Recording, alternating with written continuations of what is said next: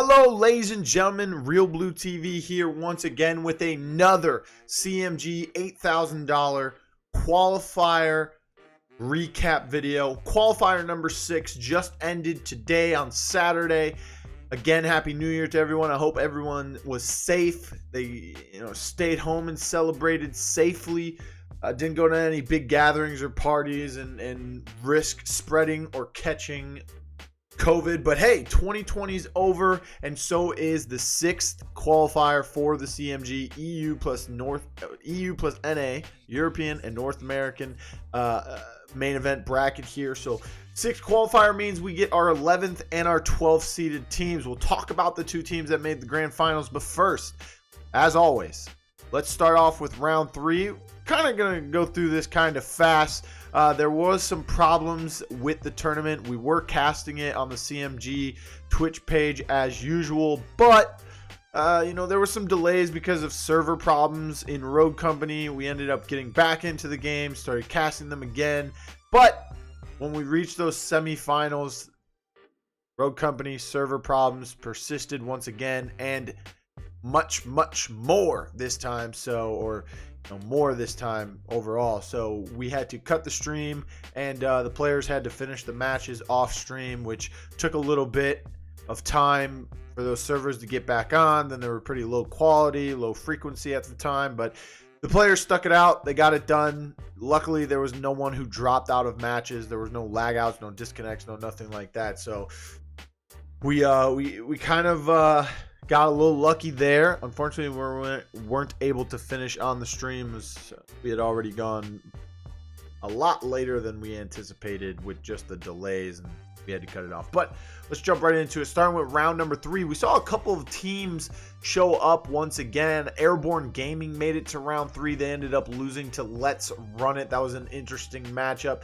If we take a look at it, of course, we have Airborne Gaming with Vertical Domes, Grizzly, and I think it's Magic Yo.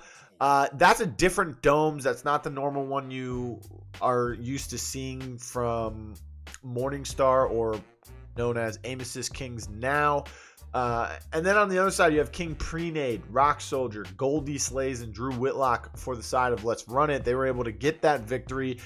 Both these teams, no one we've really seen. We've seen Airborne Gaming maybe once or twice. We know they've signed up for every EU qualifier so far. They made it to round 3 this time, but just couldn't close it out against Let's Run It. Then we saw Brave Chimpanzee versus Shookem. Brave Chimpanzee, one of those teams that we've seen show up a couple of times now. They used to run with Goxley, but he's no longer there, of course. This is, I think, their 3rd or 4th tournament where they've made it pretty deep into the bracket themselves. Once Goxley left, they actually made it all the way to semifinals and ended up losing to the Stream Snipers. But their round 3 matchup against Shookem, I mean, that's a couple players we've seen here and there. We've got Mystery, Vesta, Trippy, and they ran with a new 4th this time, being Truancy. But of course, they ended up losing to Brave Chimpanzee, who was Versatile, Colt, Vapor. And instead of Heroic this time, they used someone named Jeek. So we haven't seen much of him, but he has some CMG titles under his belt already. 2 golds, a silver, bronze. Could be from different games, most notably Call of Duty. But unfortunately, we can't really tell using the CMG website. But still, nonetheless, they were able to get the win. Not a team we've seen a lot of. So we're going to start to kind of look out for them a little bit more as they keep making it pretty deep into these tournaments and made it to semifinals. So they're not slacking anytime soon. Then we saw Stream Snipers beat Pickup Squadron. That was pretty basic. We knew Stream Snipers would most likely come out of that. We saw PMP show up to this tournament, and their round 3 matchup was kind of a banger. They had to go up against Semi-Surfers. Remember, Chloe qualified with a different team, being Starless Esports, I believe, if I remember off the top of my head. I've been up for a while right now, so I was hoping that tournament didn't get delayed as much as it did, because I'm trying to go to sleep, ladies and gentlemen. But we saw PMP with Zeal, Korea, Spring Hour, and Saint come back at it. Another team, another one of those powerhouse teams that we've seen perform at a very high level for a while now. They were able to beat Semi-Surfers with Maestro, Crump, Fathom, and Clumsy now. believe that is a player we've seen a bunch of times, of course, but I think that's his first time playing with these three under the Semi-Surfers banner. That was an interesting matchup to go. It only went 2 games, of course, being Factory and High Castle, and PMP were able to come out victorious. We also saw Eggy, or Eric Gonna Getcha, versus the Evolution. Evolution, another one of those teams like Airborne Gaming. They've signed up for a bunch of the qualifiers so far, but haven't really made any noise or made it through past round 3 at the time. We saw Done Out Here get taken out by RTND. It's an interesting matchup because Done Out Here, we've seen them once before. That's Axe Cheats, Player GK, Squashy, and Baku. We've seen them a few times, maybe 2, 3 at the most. But when they're going up against a team like Corrupt, Remix, Sifter, and NetJ now on that RTND team, it's pretty tough for them to be able to grab that victory. So of course, if I had to make a guess before that started, I would have chose RTND and I would have been correct. We also saw Devil May Cry versus Icicle, I think, or Isocele, I'm not sure. It's Isocele, so pretty difficult name there. But Devil May Cry, not a name we recognize, but some players we recognize. Of course, it's got Gringo, Los, Crixium, and Elvin Calderon. 4 good players, decent players. We've seen Los pop off a bunch of times. We've seen Gringo do some great things on the STK roster. He's played with...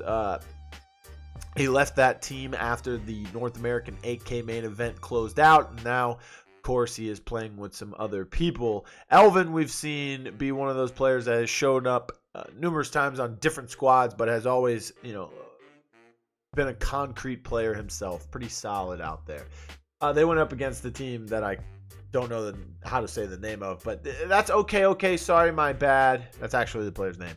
Evolia, Diaz King, and then I don't even know this last guy's name. His CMG name is NXSMK, but his in-game name on Rogue is Asian lettering, so I'm not even going to attempt. I did live in China when I was 12, so I do know if it's Chinese or not, and I can tell you it don't look like no Chinese I know.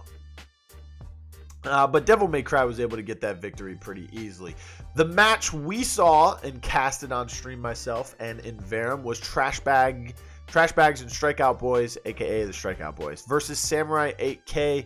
This was an interesting matchup. It actually went to the 3rd game. We saw Factory, High Castle, and Canals. Factory and Canals were both being dominated by Strikeout Boys, but High Castle, map number 2, Samurai 8K, was able to push it to the game 3 because of their aggression and their great synergy, especially on the attacking side for Samurai 8K on that High Castle map. But it also was a little bit of slacking on the defensive end from Strikeout Boys. I mean, J Hyper, Fierce, Blicky, Devoltic, good players. Devoltic, or Devo, was playing the Shotgun Anvil, and he was playing back arch. He was actually further than the arch, all the way in the back near the helicopter spawn. Wasn't even poking for any shots, nothing. I mean, it's okay because he has the shotgun.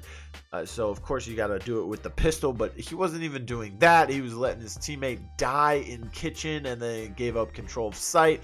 And then by the time that happened, Devo would pop out and not just fully commit to the retake and just give it all up. He would pop out and then he would get killed. He'd get singled out. Even when they put the shield down for the defuse, they got it a few times. Other than that, they were putting him in the bin. Great High Castle play, especially on that attacking side, once again, from Samurai 8K. But they were not able to close it out on map 3. Canals, that B site, whether they're attacking or defending, Strikeout Boys look pretty good. They also had Sigrid on attack every single time. It looked like she was getting those bomb plants down quickly, efficiently, and with the shield up. Big plays coming from that Sigrid. I like to see some more of it. But let's move into the quarterfinals. Let's run it. Ended up losing to Brave Chimpanzee. Pretty decent matchup. Not too much to talk about there. Then we saw Stream Snipers versus PMP. This is one of the matches I actually wanted to see on the screen, but we didn't get to. They went pretty crazy. And Stream Snipers ended up winning that matchup against PMP, something I could see happening before, but I would have expected PMP a little bit more polished on the Rogue Company grind right now, especially competitively wise. But Stream Snipers were able to pull it out. And then I looked at their roster and I said, oh, of course, that must be the missing piece. They actually had Cool Matt from the SDK roster playing with them instead of Zaxi. So, I mean, Fank, Prosper, Keep, and Cool, that's a deadly combination, especially when they want to incorporate the Fixer into their compositions. Not a lot of teams electing to play him as often as we are used to seeing, but when they do, Cool Matt is the one on it. And he was doing some great things. Whether he used the Deadeye or the Tier, we saw him flex between the two. You know, if they went to a map like Icarus, which they did, I think, in the grand finals, they did pull out the Deadeye. Then we saw I'm just going to call them Strikeout Boys. Then we saw Strikeout Boys versus Eggy. This was an interesting matchup. And this was the one we saw on stream as well. It only went 2 games, I believe. Could have been 3. I can't remember off the top of my head now. But Strikeout Boys, Favelas and Canals. Favelas, both of these teams pretty even on that map, and it showed because it went 6-6, but it went in favor of Strikeout Boys.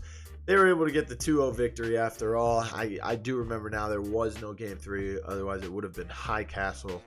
I'm pretty sure there was no Game 3. I don't know. Again, I've been up for a while. So anyways, Favelas is one of those maps that was kind of back and forth between the two teams. We've seen a good sample size of both of these teams playing on that map. Sometimes they do good, sometimes they do bad. So it was kind of an even, you know, whoever can get that win will probably carry that momentum into Game 2. And of course, Game 2 was Strikeout Boys winning. Canals, something they play good. They did give up the site, a bunch of times to Eggy because Eggy had just better pushes on the attacking side for A. And Strikeout Boys gave it up, but they easily retook it. So they knew exactly how to play that. There was a few times where there were some hiccups, but most of the time they like to go B on attack and defense, and they know exactly how to play that B site to perfection. So they were able to get that victory right there. We also saw RTND take down Devil May Cry. Again, RTND, 4 guys that have been playing together for a while now, and they are starting to build that chemistry more and more, and you can see it when they play. They are looking very fresh together. Speaking of RTND looking fresh, they were able to beat Strikeout Boys in the semifinals. They moved to the grand finals, so that guarantees themselves a spot in the main bracket. Then we have Stream Snipers versus Brave Chimpanzee. Brave Chimpanzee, valiant effort making it to the semifinals, especially with people who I probably can say doesn't get as much respect as some of these other players and teams out there that consistently grind. But they do make it to the semifinals. They end up losing to Stream Snipers, who is the second team to qualify in this qualifying bracket. Then Stream Snipers versus RTND. This went all 3 games. It went pretty late as well. And it was a great matchup to watch. I think the last game 3 went 6-6. The first one I think went 6-6. Factory went 6. Like, these were basically all 7-6 or 7-5. But Icarus went in favor of... Icarus was game 1 and went in favor of RTND, and then Factory and Vice went in favor of Stream Snipers. Of course, they were able to pull out that victory. So Stream Snipers will be your 11th seed, which means they'll be on the same side of the bracket, starting off with Era Eternity, and that RTND will get the 12th seed. They will be on the same bracket, starting off with Tier 1.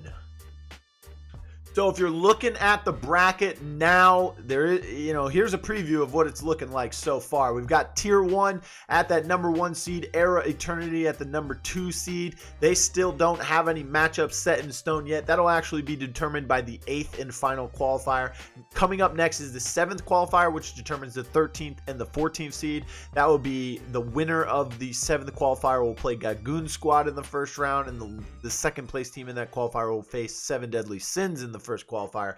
But With Stream Snipers and RTND locking in that 11th and 12th seed, we now see Stream Snipers will be going up against Sugang in the first round and RTND versus F4L in the first round. And again, RTND being on the same side as Tier 1, they'd have to, you know, if they make it to the semifinals in the winner's bracket, they'd have to face most likely Tier 1. But hey, we've got Starless Esports versus Locked In Roco in the first round. That's a 9-8 matchup.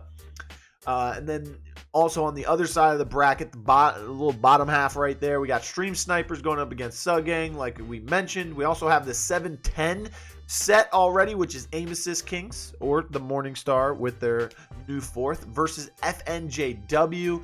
I mean, this tournament's looking good. I mean, if we go back to the North American 8K, that looked good. I think this one looks better so far. And maybe that's because we've got some NA and some EU mixture going on, and there's just more room for the top tier players to be in those slots. So, I mean, look, you've got Cool Matt on a team that's in the 11th seed right now with people like Prosper Logic, Keep Prosper Logic, Cool, and Fank now. So this tournament could get pretty interesting and crazy to start off with, and then that's the most simplest way to put it. So I'm excited. I hope you guys are excited as well.